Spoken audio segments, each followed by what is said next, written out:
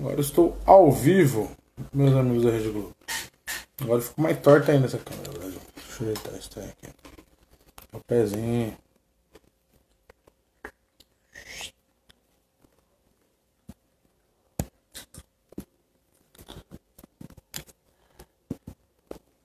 Fala, João, você tá bom, querido? Vou botar você aqui já. Mas a voz da consciência aqui, vai, a voz da consciência. Visualizar. Sim, senhor. E aí, time, vocês estão bom?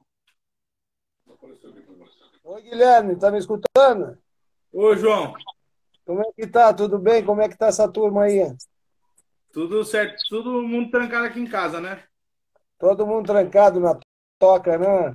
Se Todo con- mundo intocado em casa hoje para não ter erro, cara. Para manter o pessoal em quarentena. É, tem que ser mesmo. Tá difícil a situação. E vocês aí, tá em Brasília? Tô em Brasília. Nós estamos aqui em Brasília. Ficamos aqui. Uma parte da família está no Rio, ou a outra aqui, outra em Porto Alegre, né? Então tá todo mundo.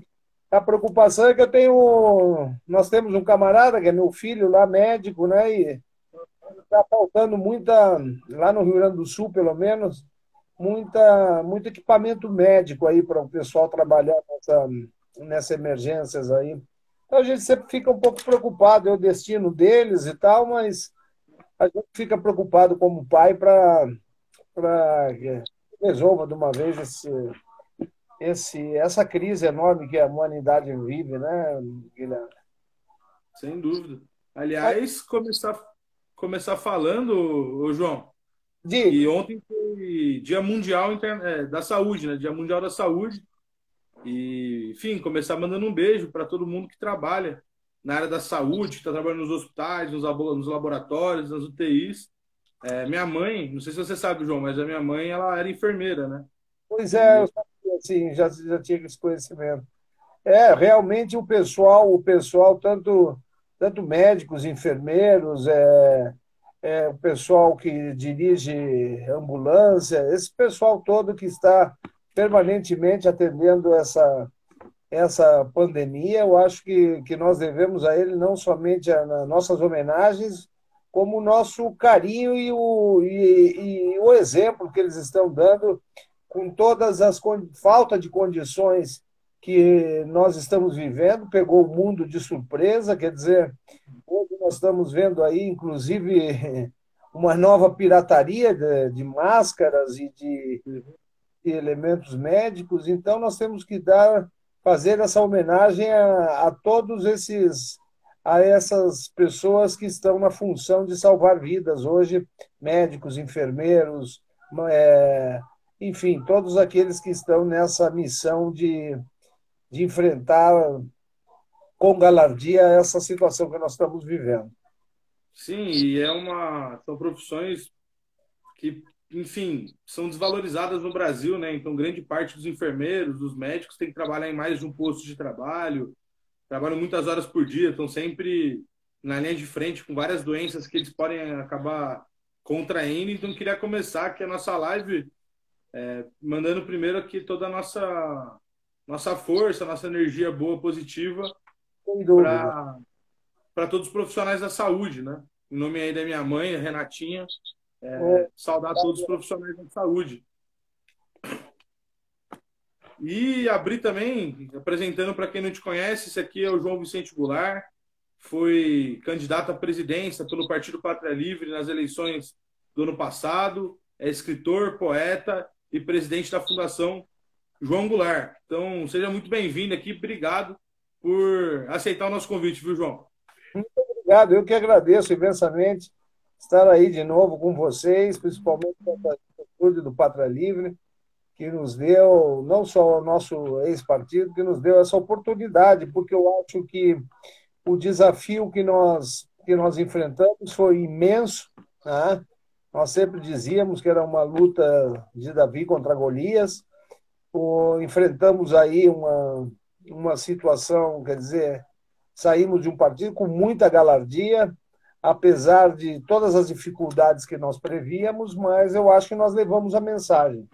Eu sempre digo que missão partidária a gente cumpre, a gente não discute. E nós sabíamos de todas essas dificuldades.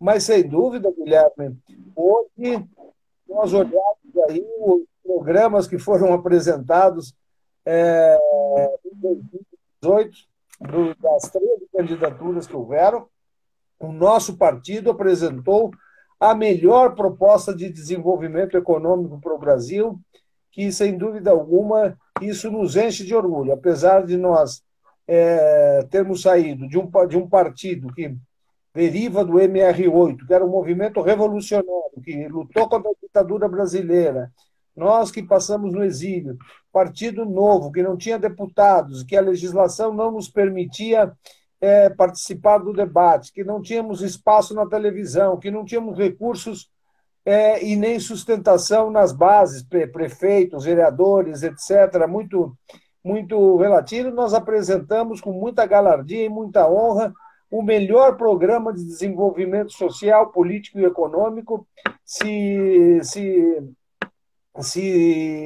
podemos ver isso no Tribunal Superior Eleitoral, foi o melhor programa apresentado e hoje estamos vendo parte disso acontecer, não é? Quando nós pregávamos, o partido que mais pregava um Estado forte, um Estado robusto, nós naquele então, contestando essa direita ultraliberal que prega a diminuição do Estado, que prega o Estado mínimo, nós dizíamos, nós não queremos um Estado gordo, nós queremos um Estado forte que possa propulsar o desenvolvimento econômico, tomando os investimentos públicos como área prioritária, ao passo de nós acompanharmos e termos uma distribuição de renda que a mais rápida é através do salário mínimo, como nós já tínhamos praticamente exemplos, como o próprio presidente João Goulart, ainda quando o ministro otorgou 100% de aumento do salário mínimo, e hoje estamos vendo aí o que está acontecendo, o que seria desse país, não é se como queria, porque hoje nós estamos vendo aí o ministro Mandetta tendo uma projeção muito grande, evidentemente, diante dessa crise, mas ele estava com ordem, antes dessa crise acontecer, de desmontar o Sistema Único de Saúde brasileiro. Por que eles não falam agora no desmonte? Porque realmente a realidade bateu, não é? Bateu, como a gente diz, a água começou a bater na traseira e estão vendo como é que fariam para atender uma população numa situação como essa. Então, aí está a realidade de desmonte do Estado. Se nós não tivéssemos o SUS, a nossa situação, que é delicada, estaria numa situação muito pior. Porque é nesse momento que os hospitais e os planos de saúde querem fugir da raia, toda a nossa atenção vai cair, sem dúvida alguma, em cima do sistema público, que é o nosso Sistema Único de Saúde. Então,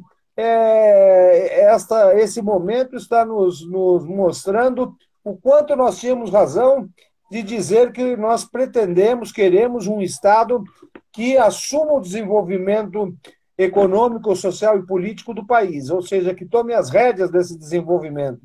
Aí está, eles fizeram a reforma trabalhista, que haveriam mais empregos disponíveis. Nunca houve mais emprego disponível. Fizeram a reforma previdenciária, que haveria investimentos, que era o que o capital internacional esperava para investir no Brasil. Não veio, ao contrário. Em 30 dias saíram 40 bilhões de dólares que estavam aplicados no Brasil. Então, nós estamos vendo realmente que quando nós assumimos o compromisso de levar o projeto do nacional desenvolvimentismo ao país, o fizemos com toda a emoção, com toda a galardia que nós temos e que os nossos companheiros, como vocês da juventude, também assumiram, como todos aqueles líderes que ficaram pelo caminho nessa luta contra a ditadura de 64, e o fizemos e estamos vendo os resultados. Foi o melhor programa que foi apresentado para o desenvolvimento econômico, social e político de nosso país, Guilherme. Só antes de fazer a primeira pergunta, mandar um abraço para todo mundo que está participando aqui da live, falar inclusive que estão abertos, o pessoal quiser mandar perguntas, dúvidas, por favor, coloquem aqui nos comentários, Mas é o seguinte, eu estou falando aqui de Araraquara, João, e o teu pai teve o título de cidadão araraquarense, dado pelo prefeito Benito de Oliveira, no dia 11 de outubro de 1960. Essa informação está no acervo da Câmara Municipal, dos vereadores aqui de Araraquara. Essa história começou a ventilar com a gente porque o Carne Seca Neto, que inclusive acabou de entrar aqui na nossa transmissão, tinha contado isso para o meu pai, aí a gente foi pesquisar e vimos isso, né? Então o João Goulart, ele é cidadão honorário araraquarense, e aqui também a gente tem uma rua que fica no Parque Gramado, que chama Rua Presidente João Belchior Marques Goulart, aqui no Parque Gramado. Então, para nós, quando eu fiquei sabendo dessa informação, fui atrás de saber, fiquei muito feliz de saber de tudo isso aqui. Mas deixa eu fazer uma primeira pergunta para você, que é o seguinte: o Brasil tem vivido uma grande crise. É óbvio que a pandemia do coronavírus coloca a economia mundial e a do Brasil também nas cordas, mas efetivamente tem uma questão que eu acho que é muito importante a gente debater, que é a questão da democracia, né? Então, quarta-feira passada, se lembrou dos 56 anos que se completaram do golpe militar de 1964. O governo Bolsonaro foi eleito democraticamente, né? Foi às urnas e, apesar das fake news, apesar da facada, apesar de uma série de questões, foi eleito democraticamente. Na minha opinião, a luta pela democracia voltou a tomar centralidade no Brasil hoje. Queria saber se eu estou correto, se você concorda comigo ou não. Se, de fato, a luta pela democracia, pelo Estado Democrático de Direito, volta à luz da discussão política, enfim, no Brasil inteiro. Sem dúvidas, eu acho que essa luta é uma luta permanente, a luta pela democracia.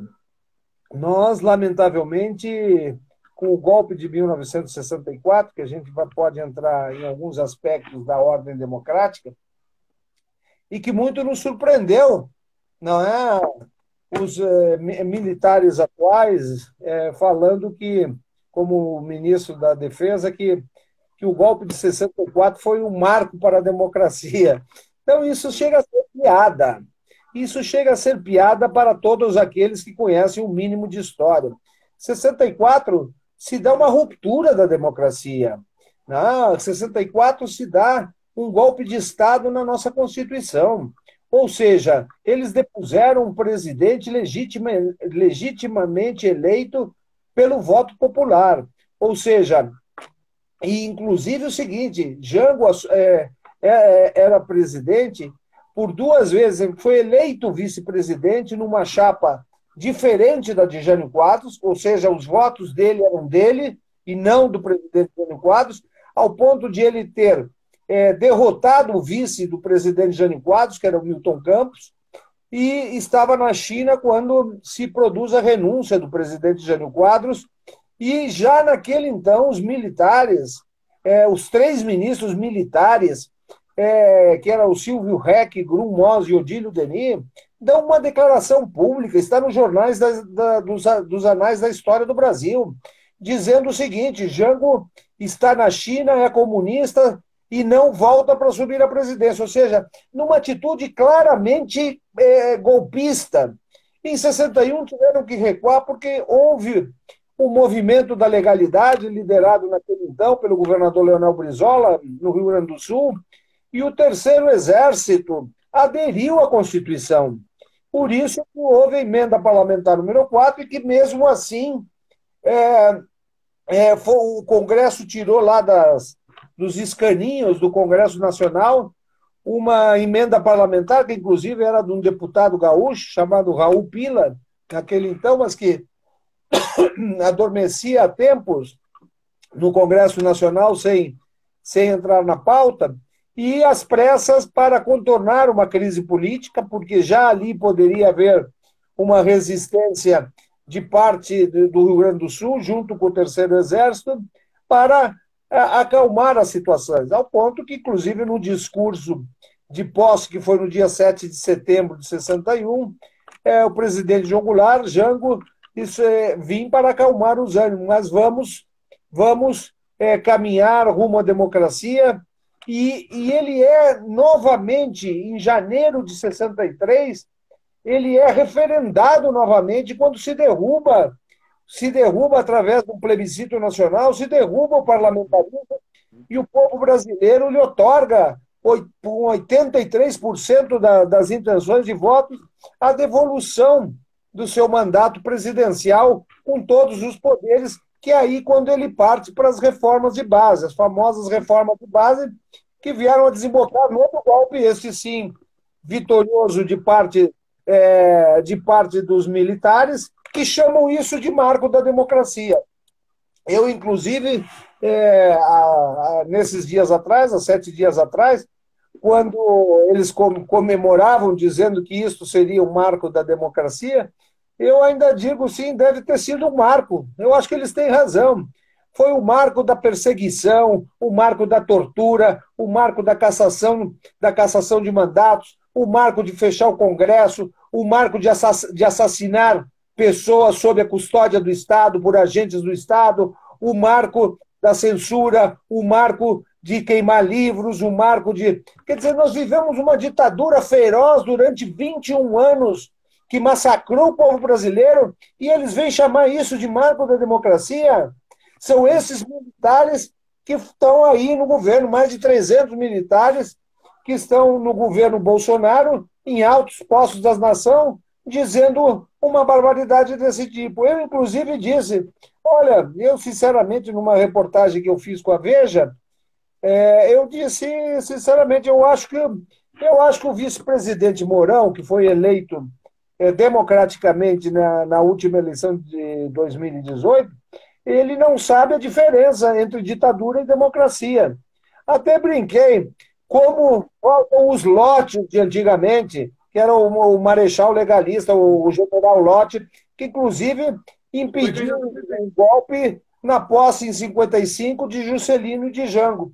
Então, veja só, nós vivemos um momento difícil, um momento onde o desgaste do presidente Bolsonaro vem sendo profundamente contestado, inclusive já em alguns setores da área militar, setores esses que, inclusive, colocaram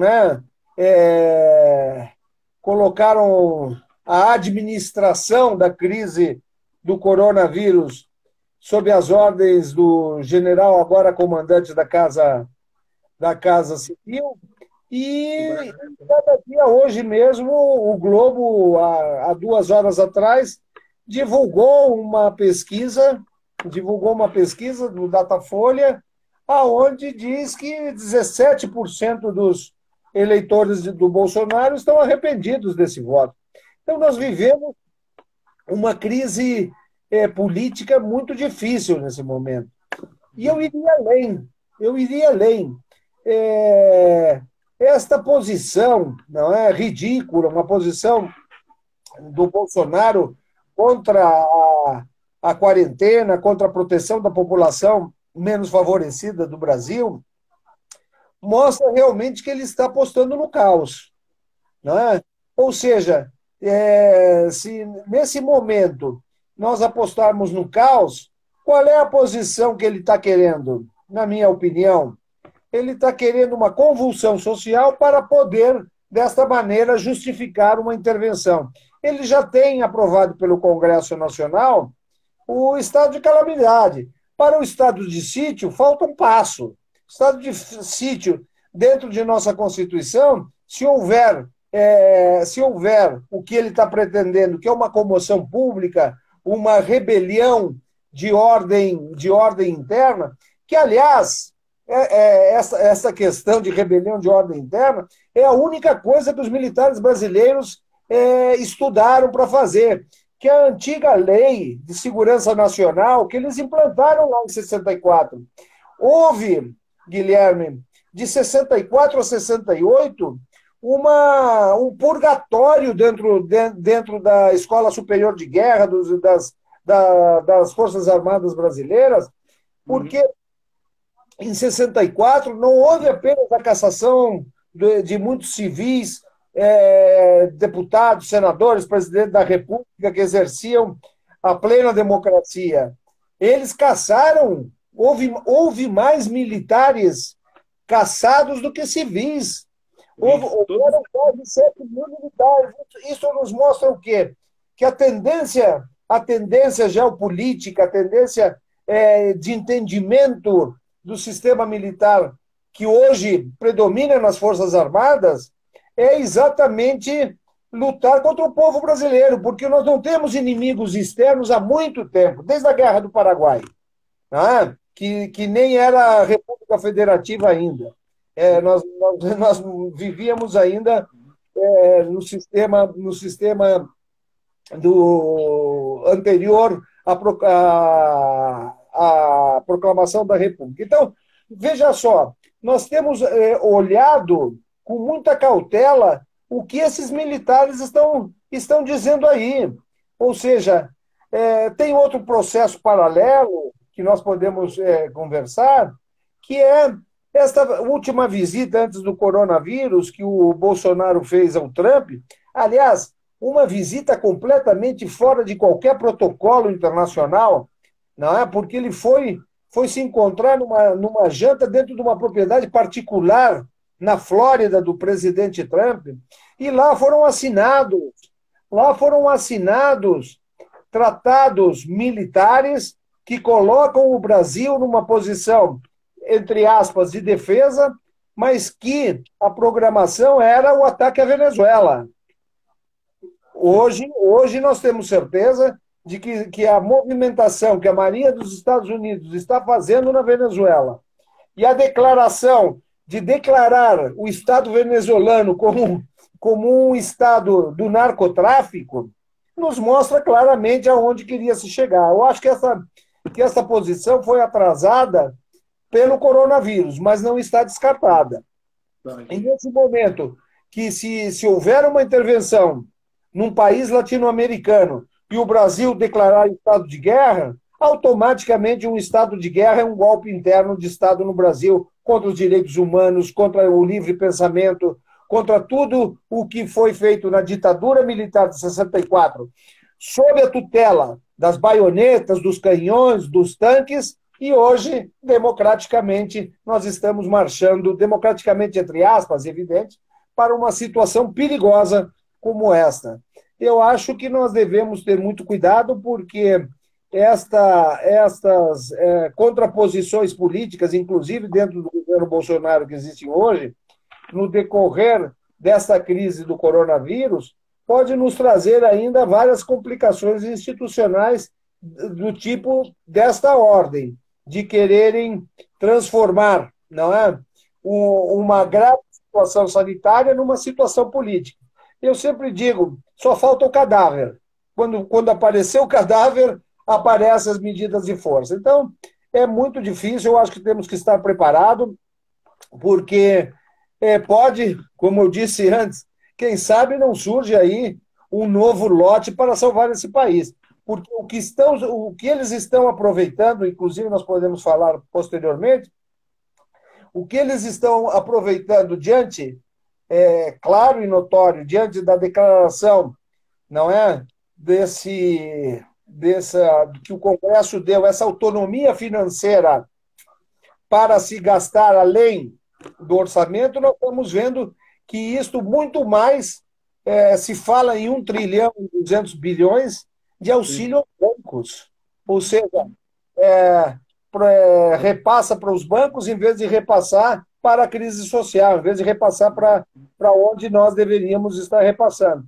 Então, os bancos são grandes beneficiários por trás desta liberação de recursos extraordinários que nós teremos aí pela frente. Ô, João, deixa eu tentar fazer um raciocínio junto contigo aqui. Efetivamente acontece que o Brasil hoje já conta com 800 mortes e mais de 15 mil casos, né? Estão batendo a 16 mil casos confirmados da Covid-19 no Brasil. O governo Bolsonaro, por um lado, tem jogado muita força, jogado muita pressão para que o Brasil volte à normalidade, então cessar a quarentena e isolamento social. Como você falou, não tem feito nenhum ajuste monetário para ajudar a população brasileira a ter um poder de compra, a ter salário, não assumiu o sistema sanitário, o sistema de saúde, não assumiu o salário dos trabalhadores, coisa que internacionalmente está se fazendo. Ao passo que o tempo vai passando, é óbvio que as pessoas ficando sem salário, principalmente os pequenos empreendedores, os trabalhadores liberais, enfim, e os trabalhadores estão sendo demitidos nesse momento, até porque o governo não proibiu as demissões.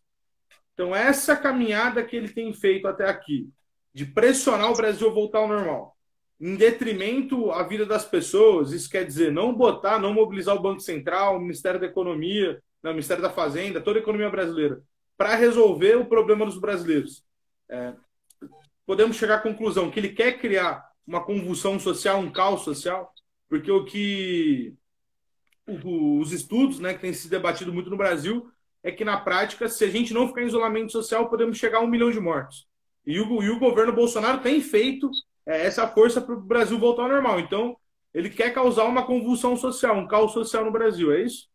Sem dúvida, sem dúvida. Essa é a minha impressão. E nós temos alguns reflexos disso, porque vários dos líderes internacionais que, num primeiro momento, tiveram uma posição similar, inclusive vocês se lembram que no começo o Bolsonaro chegou a dizer: a minha posição é igual a do presidente Trump. O próprio primeiro-ministro lá da Inglaterra, Boris Johnson. Hein?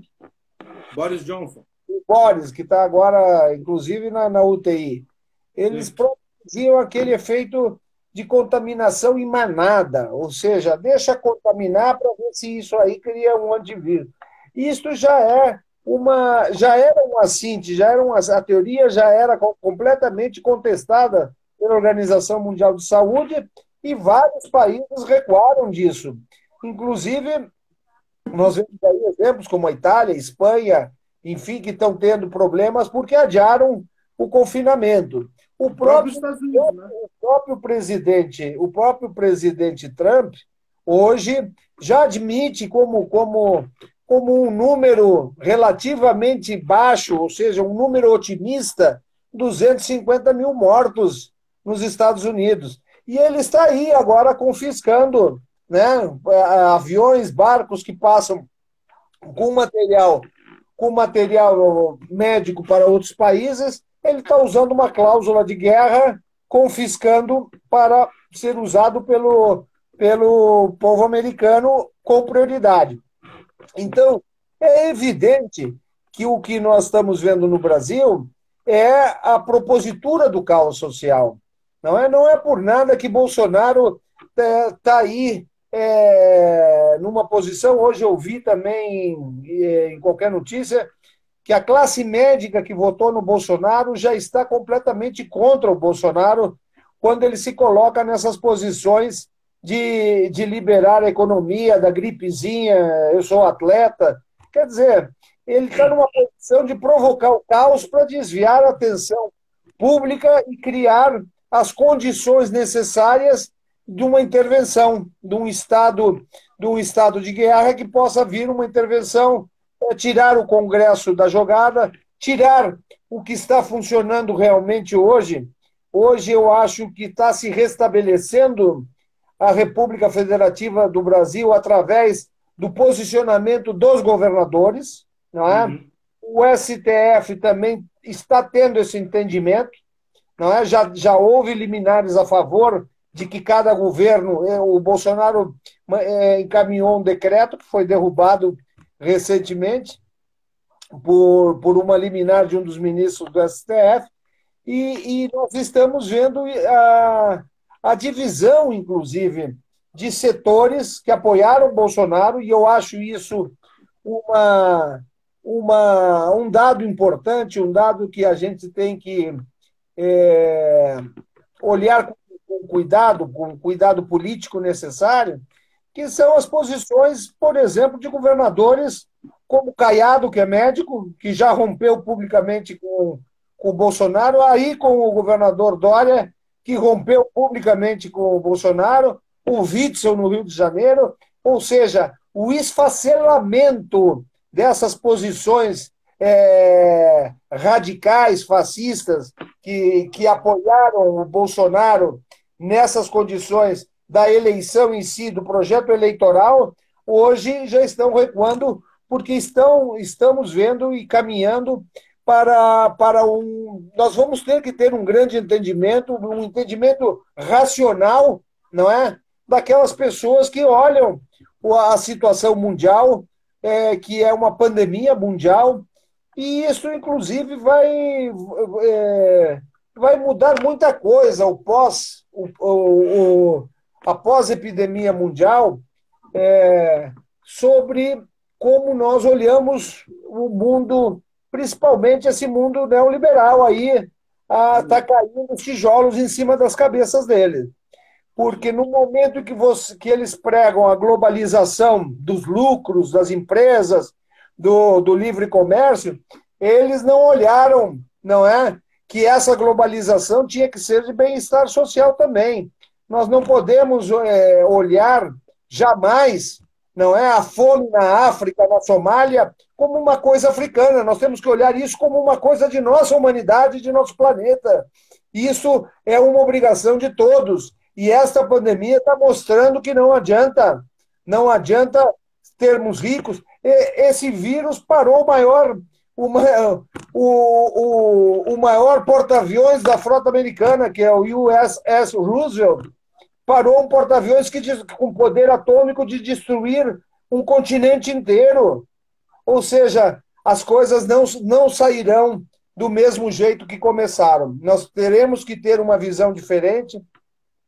Hoje, a nossa própria juventude brasileira, essa juventude que está saindo das universidades, que ainda está no período da universidade, que já olha o seguinte, que nem tudo é o lucro, que o tempo de vida também é necessário, que é o deboísmo, estou de boa, estou de boa. Isso aí está se tornando uma filosofia de vida. A acumulação, a acumulação a acumulação não é mais tão importante para essa juventude, o emprego fixo, do que era para nós, ou seja, formarmos os filhos para que tenham uma atitude de serem triunfantes na vida pública, na vida profissional. Isso já não é mais importante para um grande setor de nossa juventude. O importante é o tempo de vida, é viver bem, ter as mínimas condições. Lógico, tem que ter seu lugar onde morar, a sua profissão, mas não é mais necessário olhar a humanidade com aquela devoção, não é a meritocracia, que era tão pregada pelo neoliberalismo.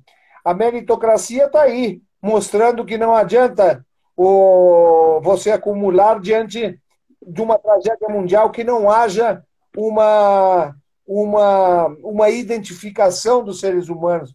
O presidente do Santander, não sei se vocês viram, a declaração da filha dele.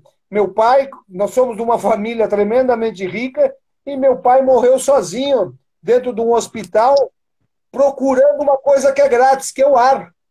Não?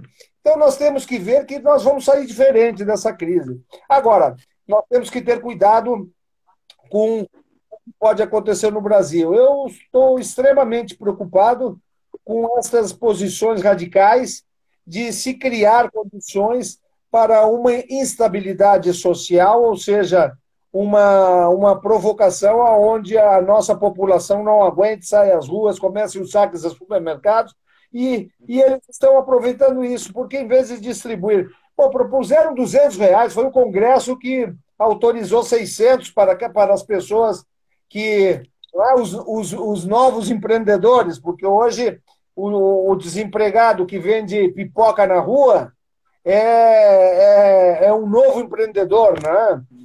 Então, essas condições, eu acho que nós temos que ter essa preocupação da instabilidade social que vem a provocar uma instabilidade institucional.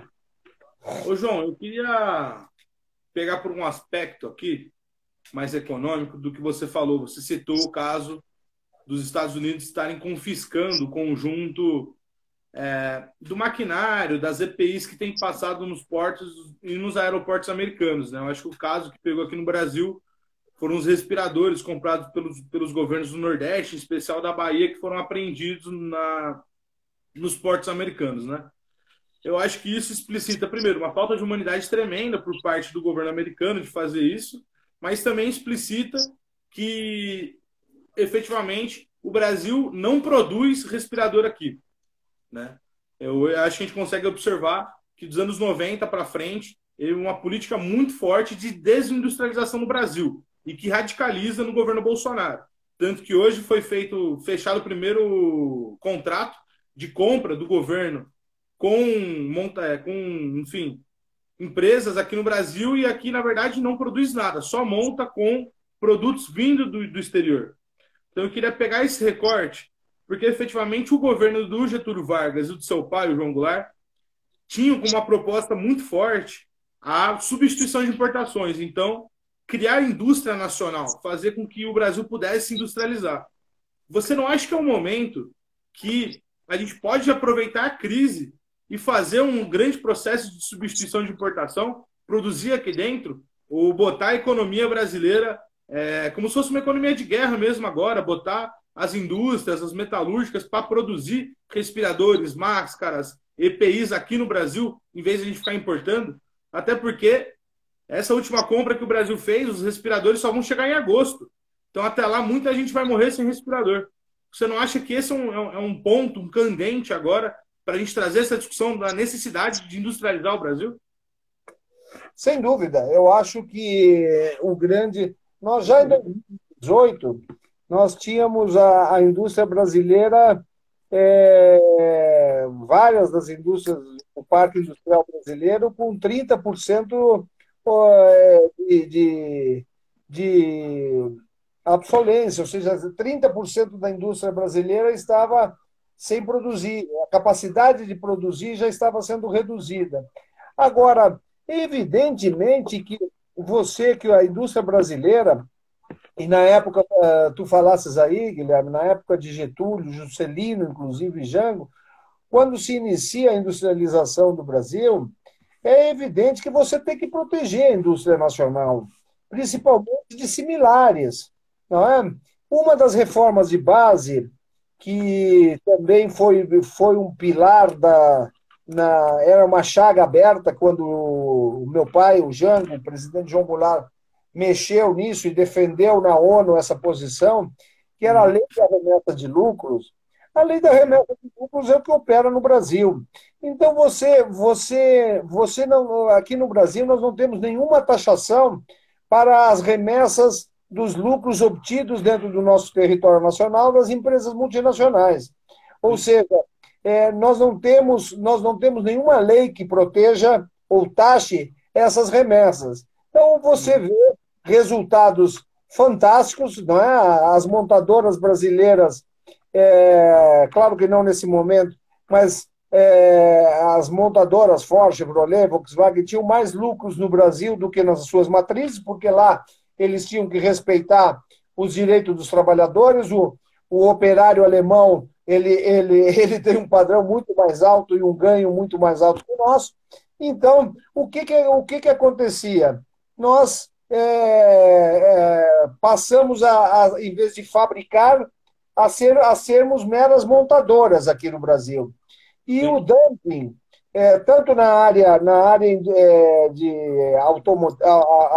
de automóveis, como de fabricação de maquinários, como até na área de laboratórios de remédios, da Bayer, enfim. O que acontece? Você importa, não é? Você importa um produto, um insumo que você precisa fabricar no Brasil, você importa da sua matriz com um preço muito mais alto do que realmente vale no mercado internacional. Um exemplo, por exemplo, aqui para que aqueles que estão nos escutando possam ter. Na época, em 64, quando Jango colocou essa lei de remessa de lucros, taxando as remessas de lucro das empresas multinacionais, a Bayer do Brasil, fabricava, tinha fábricas de remédios no Brasil, mas tinha certos produtos para fabricar aqui. Por exemplo, o, eu importava um produto chamado gentamicina, que é para fabricar antibiótico.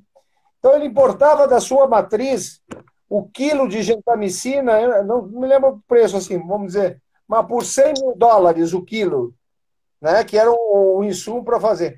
Quando no mercado internacional estava 10. A Bayer não precisava dar lucros aqui, era uma forma de esconder o lucro, porque o lucro já ficou na matriz quando importou a um preço muito mais alto que o Brasil teve que pagar. Então, esse mecanismo que eles pregam, um mecanismo de livre mercado, isso não é livre mercado, isso chama-se dumping. Isso é um roubo da população brasileira que está pagando para ter uma fábrica de antibióticos aqui um preço 10 vezes mais caro do que custaria realmente o mercado internacional. Então, a proteção da indústria nacional nesse momento é fundamental. Lamentavelmente, nós tivemos no final do governo Fernando Henrique, não é, a liberação, né, a liberação de várias importações, e o Brasil não estava tecnologicamente preparado para competir no mercado internacional com manufaturados, com produtos eletrônicos, com produtos da linha branca, com outras empresas que já estavam muito mais adiantadas na área tecnológica, com chips, com geladeiras automatizadas, enfim. Então, isso nos trouxe, evidentemente, um grave problema para a indústria nacional. Qual é a solução, que era a solução que nós, do PPL, propunhamos para o desenvolvimento da indústria nacional e que Jango propôs lá em 64 com a reforma agrária? Ou seja, o crescimento do mercado interno. Hoje está completamente desamparado. Agora, veja só, a reforma agrária do presidente João Goulart, naquela época, nós tínhamos no Brasil 70 milhões de habitantes. Ela propunha, que foi taxada de comunista, ela propunha 1 milhão de novos proprietários rurais, com título de propriedade. Veja se isso é coisa de comunista, como a direita, título de propriedade. Agora, isso geraria o quê? Geraria principalmente 1 milhão de novos tratores, 1 milhão de equipamentos agrícolas, 1 milhão de novas geladeiras, e isso que, na época, nós tínhamos apenas 25% da população morando na cidade, 70% ainda moravam no campo. E a reforma agrária seria onde? Seria nas ferrovias e rodovias federais, aonde o investimento público tinha valorizado aquelas áreas. Não haveria problema de colocar um contingente humano no meio da Amazônia sem escoamento, sem assistência social, sem mercado consumidor. Então, isso era o comunismo que eles não queriam. Eles queriam que o Estado continuasse a financiar como se criou a agropecuária brasileira, derrubando o Cerrado, derrubando a Amazônia, e que hoje é um importante vetor das exportações brasileiras, mas a muito custo, a custo de subsídio, a custo de subsidiar aquilo que falta para outros setores. Então, veja só, hoje nós temos aí uma dívida pública que consumia, em 2018, nós tínhamos bem dados esses dados, consumia 300 bilhões de reais. Uma ordem de subsídios às empresas que fabricam carros, enfim, para manter o emprego, na ordem de 500 bilhões. A remessa de lucros para o exterior na ordem de 150 a 170 bilhões. Nós tínhamos, esse país nunca tributou, não é, os benefícios, lucros dos dividendos das empresas SAs e da Bolsa de Valores. Então, você tem 1 trilhão de reais aí de fuga que não vai em direção ao bem-estar social e bem-estar do povo brasileiro. E hoje, isso eu me lembro muito de meu pai, ainda no exílio, que dizia, olha, no futuro vocês vão ver o seguinte, um país mais rico não é necessariamente aquele que tem o maior PIB, aquele que tem os dados da balança comercial muito mais a seu favor. o país mais rico é aquele onde seu povo tem o melhor Uhum. bem-estar. Essa é a riqueza de um país. Então, nós vamos sair desse processo do coronavírus com uma visão diferente do mundo. Não só nós que já tínhamos essa visão, mas muitos daqueles que pregavam essa meritocracia, o lucro a qualquer custo, ao custo do desemprego dos trabalhadores, ao custo social da medicina privada, ignorando, está aí agora o SUS, que é quem vai atender, inclusive a população brasileira que tem menos condições. Quer dizer, toda essa desmontagem que eles diziam de reduzir o Estado está demonstrando, não só ao mundo, como também a esses grandes investidores, de que não adianta produzir, ter lucros sem haver consumo. E está chegando a um ponto que um terço da humanidade está passando fome, não está mais consumindo. E nós não podemos imaginar, depois dessa pandemia, de sair dessa tragédia do coronavírus, que nós possamos excluir, não é, da humanidade, um terço da humanidade, hoje nós somos 7 bilhões, que um terço passem fome. Daqui a pouco, o que adianta, não é, a acumulação de capital dos grandes bancos se não vão ter a quem vender? Vão comer dinheiro, vão fazer uma feijoada com os dinheiros acumulados, com ouro? O próprio ouro dos Estados Unidos, o ouro é um metal vagabundo. Se você fizer uma ponte com ouro, a ponte cai, porque o metal é ruim. É uma convenção que se estabeleceu que aquilo ali vale, tem um poder intrínseco de valor. Mas o De Gaulle, o dólar tinha essa correlação em ouro antigamente. E o De Gaulle mandou 4 aviões da Força Aérea tapado de papel, o Tesouro Americano mandou buscar em barra de ouro. Isso não adianta. Nós precisamos desenvolver uma sociedade justa. E uma sociedade justa é onde todos tenham a mesma oportunidade, aonde todos mereçam viver com dignidade e aonde as pessoas tenham entre si uma maior solidariedade, tanto política, social e econômica. João, só para fechar aqui, vai dar a nossa hora. Que papo bom voa, viu? Vai passar rápido mesmo. Deixa eu fazer uma última pergunta para você, que é o seguinte: eu acho que a eleição de 2018 ela nos mostrou uma série de questões.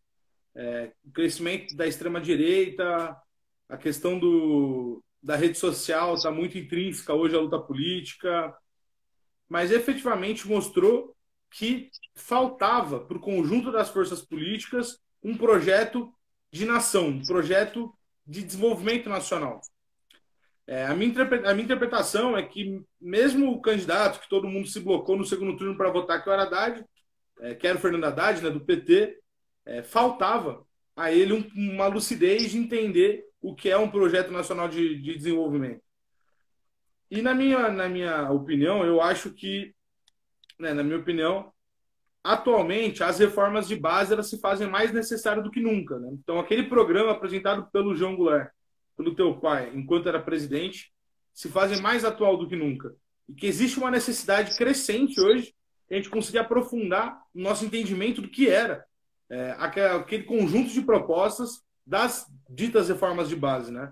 Eu acho que o apartheid social que cresce nesse momento, como diria o Bianco, extraordinário que o Brasil, que o mundo vive, né? Que esse momento da pandemia que a gente vive, né? Fica mais claro a necessidade de aumentar o salário mínimo, né? Então o João Goulart, enquanto presidente, dobrou o salário mínimo 2 vezes, né? Uma vez enquanto ministro, uma vez enquanto presidente. Então valorizar o salário mínimo, aumentar o poder de compra dos trabalhadores brasileiros, deixar o Estado brasileiro mais forte, com investimento na ciência, na educação, que seja um Estado que ele seja mais presente na vida das pessoas, no sentido de ter mais robustez para conseguir atender as demandas sociais. Eu queria ouvir de você, para a gente fechar aqui a nossa live, agradecendo a presença de geral do Brasil inteiro que está participando. Um beijo para o Chiquinho lá do Ceará. Qual o impacto da falta de um projeto nacional de desenvolvimento na atual conjuntura política? Qual a falta que ele faz hoje? Olha, eu acho que na realidade, nós temos que olhar com muita clareza a história nacional. Eu sempre digo, quando eu vejo assim pessoas que muitas vezes não conhecem, o projeto do governo de Jango é um projeto de nação. Tá? Jango, inclusive, depois de 21 anos daqueles que deram o golpe, o governo João Goulart foi escondido, né, da história desse país. Foi escondido, não, era um governo incapaz, né, um governo frouxo. Agora, quem são os incapazes de Jango naquele momento? Eram jovens, jovens que queriam um projeto de nação, que queriam mudar a nação brasileira. Então, veja só os incapazes de Jango, quem eram? Era Darcy Ribeiro, era Celso Furtado, era Paulo Freire, era Santiago Dantas, era o ministro Evandro Lins e Silva. Enfim, era um conjunto de homens que queriam mudar o país. Eles queriam transformar uma nação. Naquela época, nós vivíamos um país em desenvolvimento.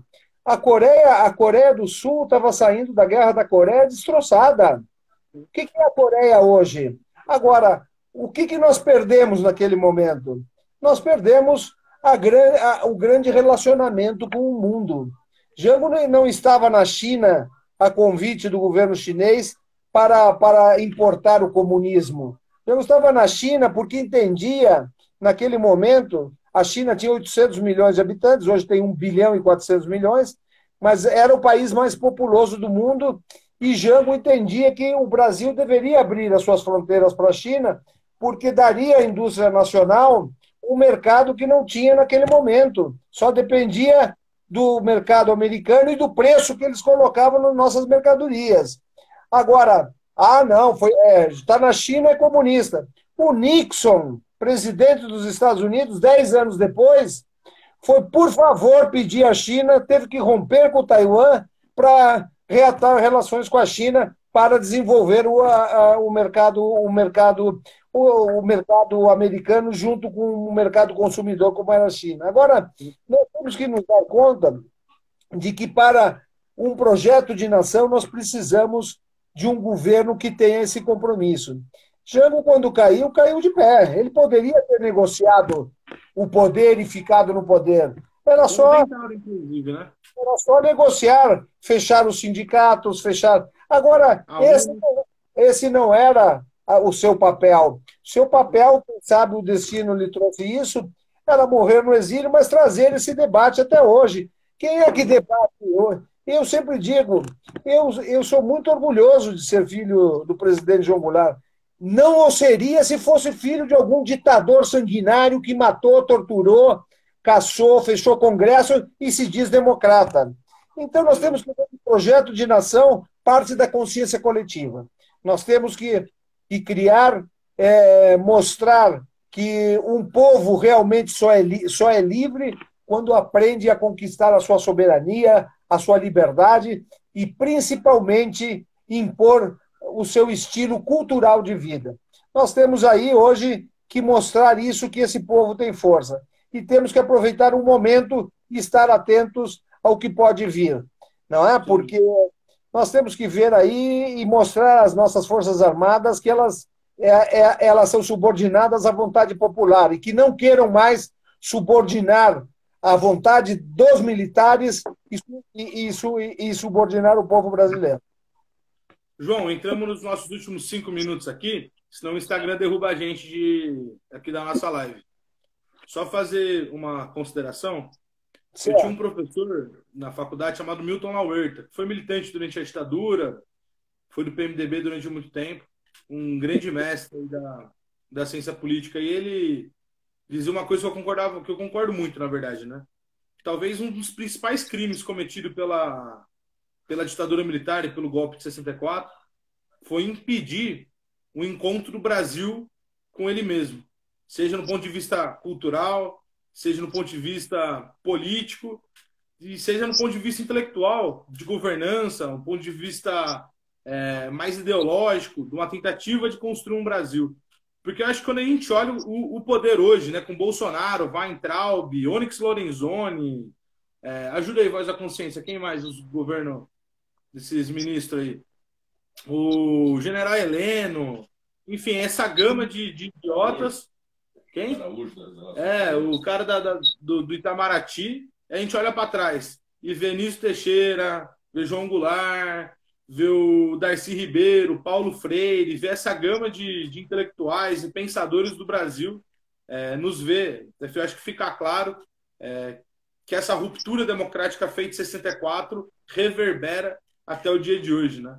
Então, eu queria agradecer muito você, João, por tudo que você tem feito pelo Brasil, o teu esforço de resgatar a história, a memória, a verdade e a justiça, pela memória de teu pai, mas também por todo mundo que tombou na luta pela democracia, muito pela tua contribuição atual. Eu tive o prazer de votar em você para presidente da República em 2018, fiz muita campanha, peguei em bandeira para pedir o voto para o teu projeto, porque acredito muito no projeto que a gente apresentava em 2018.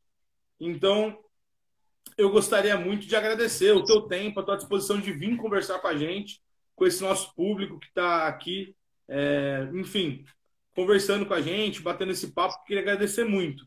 O meu amigo, o Lucas Paulino de São Carlos aqui, João, fez um comentário que eu queria ler, que é a diferença entre os ministros de hoje e os ministros e o governo de João Goulart é o seguinte, que há nomes que nós lembramos e nomes fadados a serem moídos pela história.